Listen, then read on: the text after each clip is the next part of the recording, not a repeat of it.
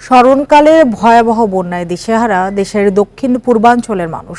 ত্রাণ বিতরণ শুরু হলেও দুর্গম এলাকায় পৌঁছানো যাচ্ছে না। মোবাইল নেটওয়ার্ক বন্ধ থাকায় যোগাযোগও বন্ধ। এই অবস্থায় আকাশ থেকে হেলিকপ্টার ড্রপিংয়ের মাধ্যমে দুর্গম এলাকায় ত্রাণ বিতরণ শুরু করেছে বিমান বাহিনী। আকাশ থেকে পাখির চোখে তাকালে যতদূর চোখ যায় খালি পানি আর পানি।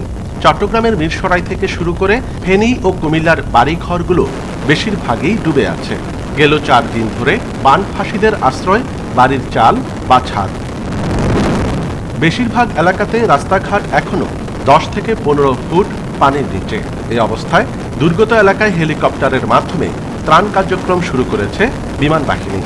সেখানে কোনো ল্যান্ডিংয়ের জায়গা নাই, বাট আমরা মনে করছি যে আগামী কিছুদিনের মধ্যে আমরা ওখানে ল্যান্ড করতে পারবো এবং প্রশাসনের সহায়তায় সেখানে আমরা রান্না করা খাবার, শুকনো খাবার এবং বেবি ফুড এবং অন্যান্য প্রয়োজনীয় জিনিসপত্র নিয়ে যেয়ে তাদের কাছে বুঝিয়ে দিব।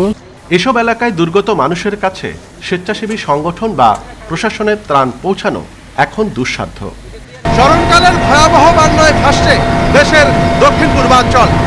এতটা বন্যার পানি বেড়েছে যে সেখানে ত্রাণ কার্যক্রম পরিচালনা করাটাও একটা কঠিন চ্যালেঞ্জ।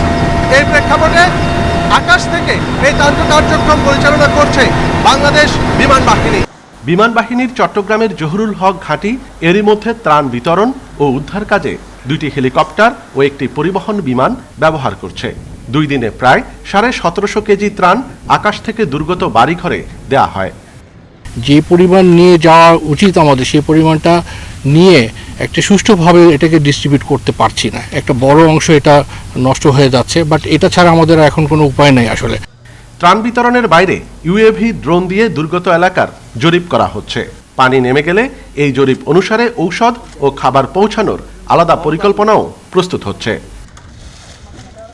অনুপম শীল, ইন্ডিপেন্ডেন্ট নিউজ, চট্টগ্রাম।